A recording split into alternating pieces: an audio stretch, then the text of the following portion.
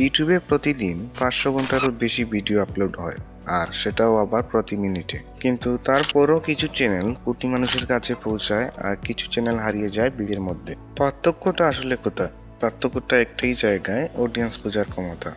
আজকের এই দিনে হাজার হাজার তরুণ কন্টেন্ট ক্রিয়েটর আছে, তারা প্রতিদিন না ঘুমিয়ে ভিডিও বানাচ্ছে, এডিট করছে, আপলোড করছে, কিন্তু মাসের পর মাস কেটে গেলেও সাবস্ক্রাইবার বাড়ছে না, ভিউজ আসছে না। কিন্তু কেন? কারণটা সিম্পল, তারা নিজেদের জন্য কন্টেন্ট বানাচ্ছে, অডিয়েন্সের জন্য না। এটা শুনতে হয়তো অনেকটা কঠিন লাগতে পারে, কিন্তু এটাই সত্যি। আপনি হয়তো দারুণ ভিডিও বানাচ্ছেন, হয়তো আপনার এডিটিং অসাধারণ, হয়তো আপনার কথা বলার ধরনও অনেক ভালো, কিন্তু যদি সেই ভিডিও আপনার অডিয়েন্সের সমস্যার সমাধান না করে, তাদের মনের কোনো ইমোশনে ট্রিগার না করে, তাহলে সেই ভিডিও তাদের কাজে এক্সিস্টই করে না। আপনি যদি একটা স্টেজে উঠে হাজার মানুষের সামনে কথা বলেন, কিন্তু জানেনই না যে সামনে বাচ্চা নাকি বুড়ো, ছাত্র নাকি ব্যবসায়ী, তাহলে আপনার কথা কারো কাছেই পৌঁছবে না। কন্টেন্ট ক্রিয়েশনও ঠিক একই কথা। আজকের দর্শক অনেক বেশি স্মার্ট। তাদের অ্যাটেনশনের জন্য ফাইট করছে Netflix, Instagram, TikTok, Facebook, YouTube, এরকম অনেক বড় বড় প্ল্যাটফর্ম। তাহলে তুমি কিভাবে তাদের থামাবে? কিভাবে তোমার কাছে তাদেরকে ধরে রাখবে? এর উত্তর লুকিয়ে আছে একটা কনসেপ্টে, অডিয়েন্স সেগমেন্টেশন। দ্যাট মিনস আপনার অডিয়েন্সকে ভাগ করে বোঝা। আজকে আমরা এই ভিডিওতে সম্পূর্ণ অডিয়েন্স সিস্টেমটাকে নিয়ে বিস্তারিত আলোচনা করব, এবং আশা করি এই ভিডিওটা সম্পূর্ণ দেখার পর আপনার আর কোনো দ্বিতীয় ভিডিও দেখতে হবে না।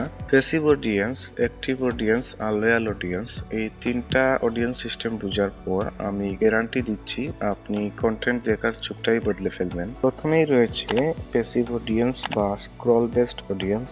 এরা হচ্ছে সেই সমস্ত অডিয়েন্স যারা নিজেদের সময় কাটানোর জন্য ঘন্টার পর ঘন্টা নিউজ ফিড স্ক্রল করতে থাকে। সেই সময় এদের চোখের সামনে যেটা আসবে তারা সেটাই দেখবে, অর্থাৎ এদের কোনো নির্দিষ্ট মোটিভ নেই। ইউটিউবের বেশিরভাগ ভাইরাল ভিডিওগুলা এই প্যাসিভ অডিয়েন্সের কারণেই ভাইরাল হয়। এরাই নতুন অডিয়েন্স। এই ধরনের অডিয়েন্স পাওয়ার মাত্র একটাই সুযোগ আছে, ভিডিওর প্রথম 1 থেকে 3 সেকেন্ড। এই 3 সেকেন্ডে যদি তাদের মাথায় একটা প্রশ্ন তৈরি না হয়, একটা ইমোশন না জাগে, কৌতূহল তৈরি না হয়, তাইলে তুমি তাদের আর তোমার ভিডিওতে ধরে রাখতে পারবে না। তোমাকে নিজেই তাদের সামনে নিজেকেই প্রুভ করতে হবে মাত্র 3 সেকেন্ডে। আর এজন্য তুমি তোমার নিচের বড় বড় ক্রিয়েটরদেরকে ফলো করতে পারো। সেকেন্ডলি হচ্ছে অ্যাক্টিভ অডিয়েন্স বা সার্চ বেসড অডিয়েন্স। ধরুন সকালবেলা উঠে কেউ ভাবলো আমাকে ভিডিও এডিটিং শিখতে হবে, সাথে সাথে সে ইউটিউব খুলে সেটা সার্চ করলো। সে জানে সে কি চায়, তার একটা নির্দিষ্ট কারণ আছে। এই মানুষগুলোই হলো আপনার অ্যাক্টিভ অডিয়েন্স। এরা নিজের ইচ্ছাতেই কন্টেন্ট সার্চ করে যে এটা কিভাবে করব, ওটা কিভাবে করব, বিভিন্ন প্ল্যাটফর্মে প্রশ্ন করবে। এদের একটাই সমস্যা, এরা যেটার সমাধান খুঁজছে সেটাই দেখবে, এবং যে ওই সমস্যার প্রপার সমাধান দেবে তাকেই ফলো করবে। এরাই হচ্ছে আমাদের সবচেয়ে গুরুত্বপূর্ণ অডিয়েন্স, কারণ এরা অলরেডি মোটিভেটেড। আপনাকে তাদেরকে নতুন করে কনভিন্স করতে হবে না যে এটা তাদের প্রয়োজন, তারা সেটা নিজেই জানে। তোমাকে শুধু প্রমাণ করতে হবে যে তোমার কাছে সেটার প্রপার সমাধান আছে। কিন্তু সবচেয়ে গুরুত্বপূর্ণ প্রশ্ন হলো এদের কাছে আপনি পৌঁছাবেন কিভাবে? উত্তর একদম সিম্পল, এদের কাছে পৌঁছানোর মূল অস্ত্রই হচ্ছে কিওয়ার্ড। তোমার ভিডিও টাইটেলে সেই শব্দগুলো থাকতে হবে যা তারা অ্যাকচুয়ালি সার্চ করছে। Like this example, video editing tips, mobile দিয়ে প্রফেশনাল ভিডিও এডিটিং টিপস। শুধুমাত্র এই পার্থক্যটুকুই তোমাকে তাদের সামনে নিয়ে যাবে। ক্যাপশনে ক্লিয়ার করে বলুন যে এই ভিডিওতে সে কি ভ্যালু পাবে। হ্যাশট্যাগে এমন কিছু কিওয়ার্ড লিখুন যা অডিয়েন্স বেশি সার্চ করবে বলে আপনার মনে হয়, এবং থাম্বনেইলও ক্লিয়ার এবং এমন কিছু টেক্সট রাখুন যেটা দেখলে মনে হয় যেন সে ওটাই খুঁজছিল। একটা কথা বিশেষভাবে বলতে চাই যে অ্যাক্টিভ অডিয়েন্স যদি তোমার কাছ থেকে সমাধান পায়, তাহলে তারা শুধু তোমাকে ফলো করে আসে, তারা তোমাকে বিশ্বাস করতেও শুরু করে। আর এই বিশ্বাসই হলো তোমার পরবর্তী ধাপের শুরু। এই বিশ্বাস থেকেই তৈরি হয় তৃতীয় ধরনের অডিয়েন্স, সবচেয়ে শক্তিশালী অডিয়েন্স। এরা তোমাকে আগে থেকেই ফলো করে আছে। নতুন কন্টেন্ট দেওয়ার সাথে সাথে ভালো লাগুক বা প্রয়োজন থাকুক আর না থাকুক, তোমাকে কমেন্ট করবে, রিঅ্যাক্ট দেবে, তোমাকে শেয়ার দেবে।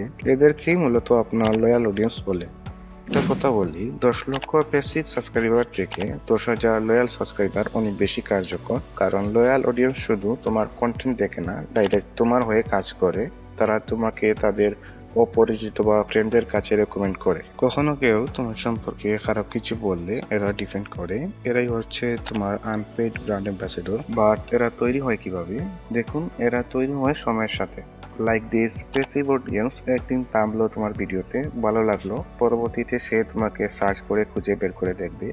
সেই ক্ষেত্রে সে আপনার অ্যাক্টিভ অডিয়েন্সের লিস্টে পড়ে গেল এবং সেখান থেকে সে যদি তার ইচ্ছা অনুযায়ী ভিডিও পায় এবং সঠিক সমাধান পায়, তাহলে তোমার উপর একটা বিশ্বাস জমতে শুরু হবে। আর এই বিশ্বাস জমতে জমতে একদিন সে আপনার লয়াল অডিয়েন্সে পরিণত হয়ে যাবে। এখন সবচেয়ে গুরুত্বপূর্ণ কথাও বলি, এই 3 ধরনের অডিয়েন্স সিস্টেম আলাদা নয়, এরা একটাই, শুধু প্রকার অনুযায়ী ভিন্ন। পেসিভ অডিয়েন্স স্ক্রল করতে করতে তোমার ভিডিও দেখে থামলো, ধীরে ধীরে ভালো লাগলো, হয়ে গেল অ্যাক্টিভ অডিয়েন্স। অ্যাক্টিভ অডিয়েন্স বারবার এসে যদি সমাধান পায়, তাহলে সে ধীরে ধীরে আপনার কাছে লয়াল অডিয়েন্সে পরিণত হয়ে গেল। এই 3 ধরনের অডিয়েন্স তাদের স্টাইলে তাদেরকে ধরে রাখতে হবে।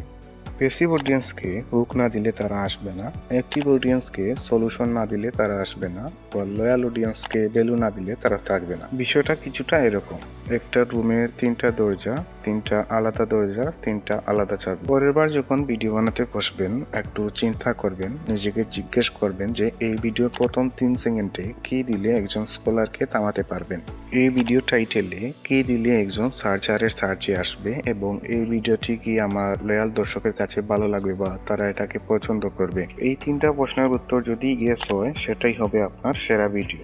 কন্টেন্ট ক্রিয়েশন মানে শুধু কন্টেন্ট বানানো নয়, তোমাকে আগে তোমার অডিয়েন্সকে বুঝতে হবে। আর যে কন্টেন্ট ক্রিয়েটর অডিয়েন্সকে বুঝে, তাকে সেই অডিয়েন্সগুলোও সহজে ভুলে না।